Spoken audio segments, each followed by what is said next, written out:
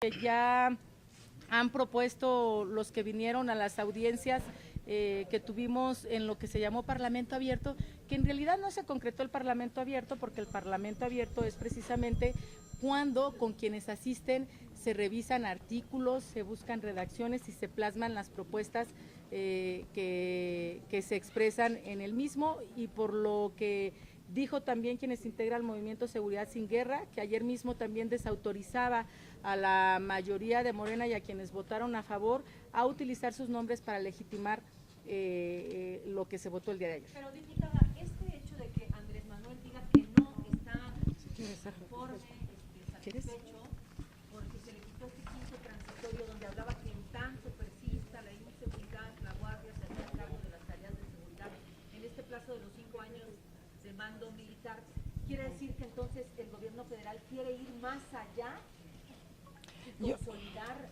Ni siquiera atina a decir a qué transitorio se refiere, pero sin duda se refiere al quinto, que le permitía a las fuerzas militares actuar a partir de prácticamente ya inmediatamente, y con eso violentar el 129, que dice que las Fuerzas Armadas solamente pueden estar en la calle en tiempos de guerra.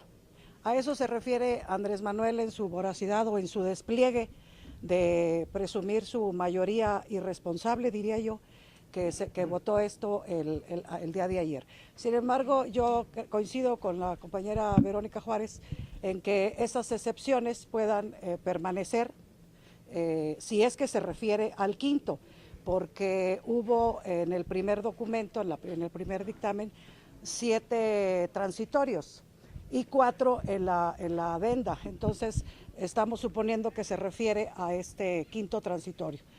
Yo creo que habría que dejar el 129 tal como está, que no permite que la Marina y el Ejército salgan a las calles inmediatamente acuarteladas, hacer incluso en una esquina un cuartel, como se les antoje y crean, a su poco criterio, para demostrar y para hacer evidente ante sus votantes que está haciendo acciones, aunque estas acciones nosotras aseguramos por la evidencia de los 12 años de fracaso que no resuelve el problema de la inseguridad pública en México. Me parece también que yo comentarles un poco más, bueno, un poco más sobre el artículo, un poquito más sobre lo que estaba comentando aquí mi compañera diputada Almaguer.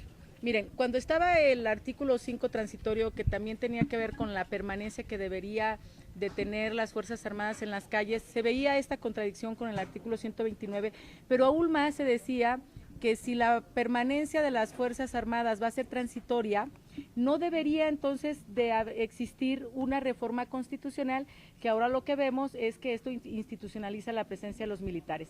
En todo caso, me parece que la opinión que hoy está dando Andrés Manuel es reconocer que se equivocaron y que debería de haber una reforma que no nos llevara a mover el marco constitucional, sino las otras secundarias, a terminar de reglamentar el artículo 129 y el 29, y a que la presencia, en coordinación con los estados y los municipios, se pudiera impulsar una estrategia para que el ejército pueda regresar de manera paulatina a los cuarteles. Pero eso no lo quiere el presidente, ¿no? Si está hablando del quinto transitorio, que hablaba de la presencia por determinado tiempo sí, es que tenemos que saber cuál era, si era el cuarto o el quinto, dependiendo del dictamen en el que estemos hablando y en el que principio. Dice que se trata del cuarto transitorio, que se refiere a que mientras esté lista la Guardia Nacional, se debería legalizar la presencia de militares en las calles. Bueno, que ese artículo también lo que está diciendo es contravenir, sin lugar a dudas, la propia Constitución, porque lo que están haciendo es que insisto, el ejército pueda estar en las calles sin un marco legal reglamentado que permita, a final de cuentas, establecer cuáles son las condiciones en las que se estaría. Y lo cambiaron le cambiaron la redacción simplemente. Ahora se trata del fortalecimiento de las policías. Y por cierto, hay que decirlo, ese cambio de redacción estuvo a cargo y bajo la responsabilidad de Pablo Gómez, ¿no? Hay que decirlo. Entonces, el presidente mintió en su campaña diciendo voy a sacar el ejército y propone que el ejército sea permanente y la figura del secretario de Seguridad Pública Civil será solamente de pacotilla porque quien va a mandar va a ser un mintió en eso y mintió en algunas otras cosas de campaña que se comprometió y que con eso logró el voto mayoritario que cree que le da legitimidad para hacer esta y algunas otras arbitrariedades, como lo que decía alguien aquí atrás, el asunto del fiscal. Ya han lanzado una terna en la que están los mismos nombres que Andrés pronunció en enero del 2017 y yo diría, el tema del fiscal no es un asunto de estos meses, es un asunto que tiene ya un buen rato y que estaba en la Cámara en la pasada legislatura en la Cámara de Senadores y que se paró, por eso hay un responsable del despacho en este momento. ¿Qué sería lo ideal? Pues que el Senado de la República hiciera una revisión de la terna y que dejara a un fiscal o a una fiscal que fuera autónomo, porque como ustedes ven, pues es un tema de totalitarismo que nos lleva no solamente al autoritarismo, sino a un control absoluto, que yo diría fascista, de un gobierno que no reconoce la democracia y de un gobierno que irrespeta evidentemente el equilibrio de los poderes del Estado. ¿Y en su opinión cuál de los tres cumple esos requisitos? No, yo creo que habría que estar revisando, pero sí no, ninguno y ninguna de las que Andrés mencionó en enero del 2017. Oiga, diputada, yo quisiera preguntarle sobre marcada esta fractura que se está dando y bueno, qué medidas ustedes van a tomar, sobre todo porque bueno, ayer hubo diputados ustedes que votaron a favor y decir que ustedes encuentran que pudiera darse una salida de diputados porque ayer también ya anunció su renuncia a García. Bueno, yo en ese sentido, salvo la opinión diferente que tuviera mi compañera Verónica Juárez, es un asunto del partido. Sin embargo, yo opinaría que quienes no están de acuerdo con la línea política y con el de lo que hemos venido defendiendo en el PRD durante 30 años, que es el tema de los derechos humanos y las garantías de libertad, de democracia y de equilibrio que trae la narrativa de la Constitución, me parece que si no están de acuerdo quienes votaron, como evidentemente votaron en contra, sí debe de haber una sanción, yo digo, inmediata para quienes estuvieron en el día de ayer votando en contra de la línea política del PRD, de lo que se consensuó en el Senado de la República, también con los senadores el día de antier, y todos estar en una misma posición. Creo que sí ameritaría una sanción ejemplar, independientemente del número.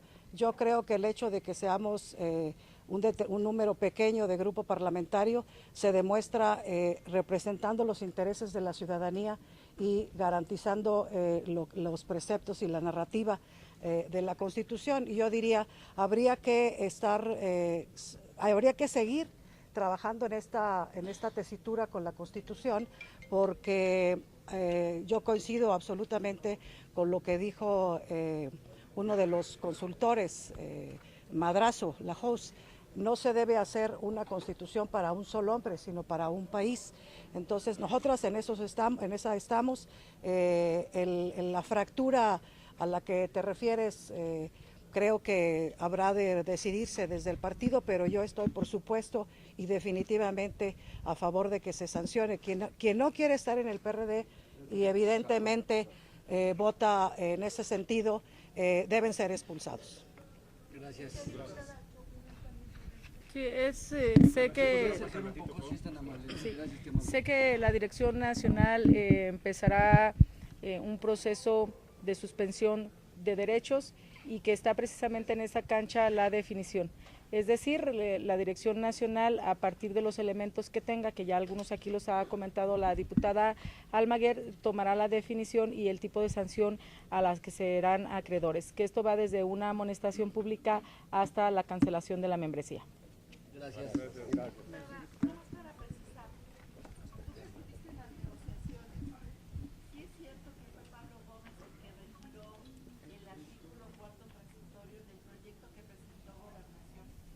Así es. En un principio lo que se nos comentó, que había una propuesta por parte de Gobernación, que es la que estuvimos discutiendo en algunas mesas de trabajo, y fue donde se nos anunciaba que quedaría todo hasta el 3º. Después hubo una nueva redacción, que fue la que ustedes conocieron, pero que eso se corresponde particularmente al fortalecimiento de los estados y los municipios, pero fue en esa mesa de trabajo.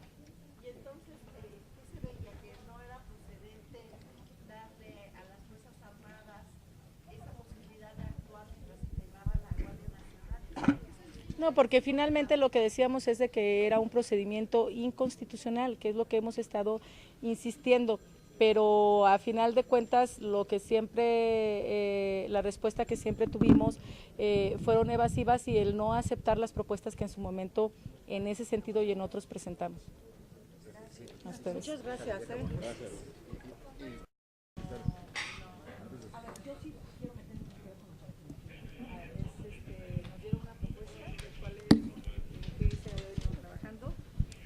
Después lo que nos manifestaron es de que retirarían el cuarto transitorio. ¿Quién lo retiró? En la mesa donde estaba Pablo. ¿Dónde estaba Pablo? O sea, fue Morena.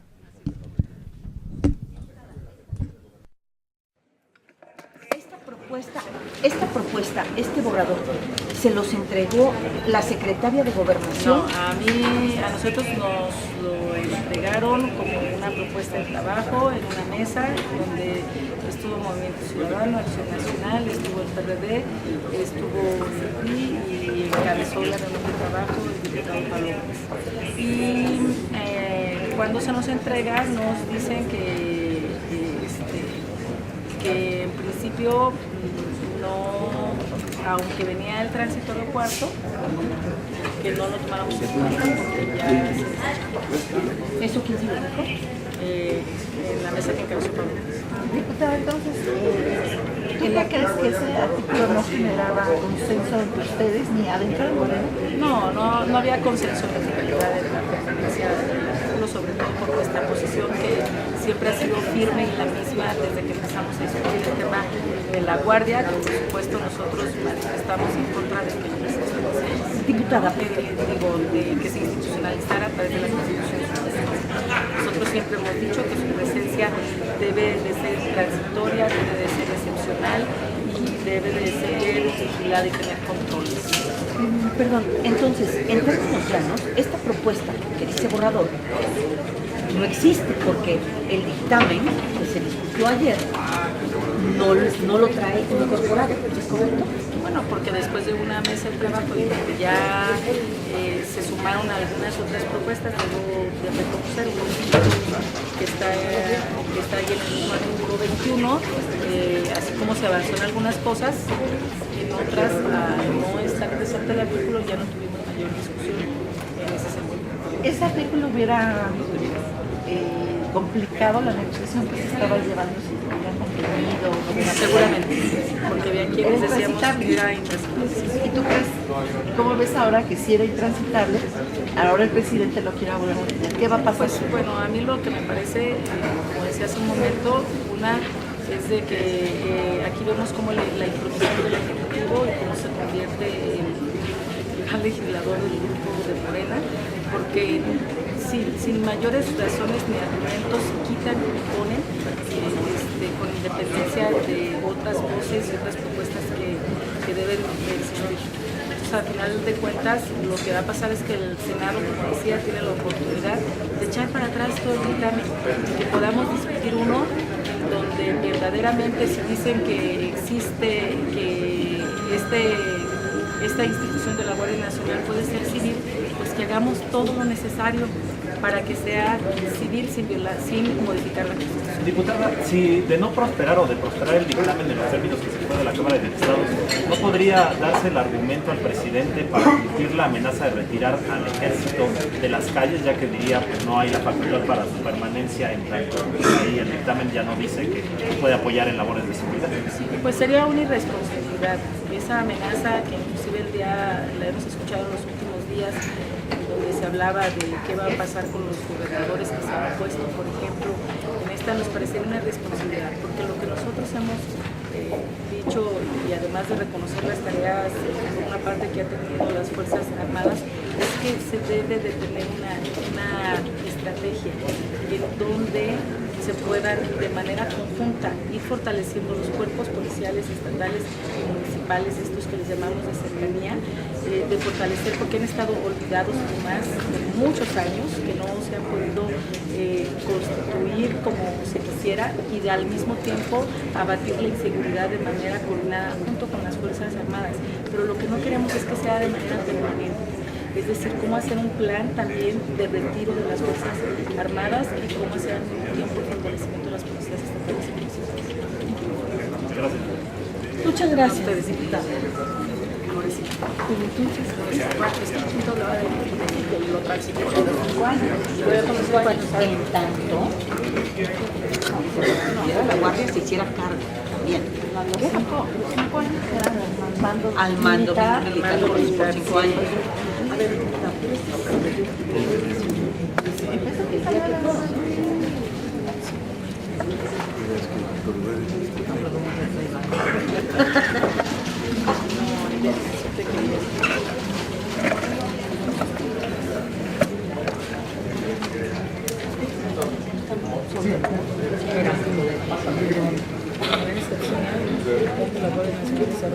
Gracias.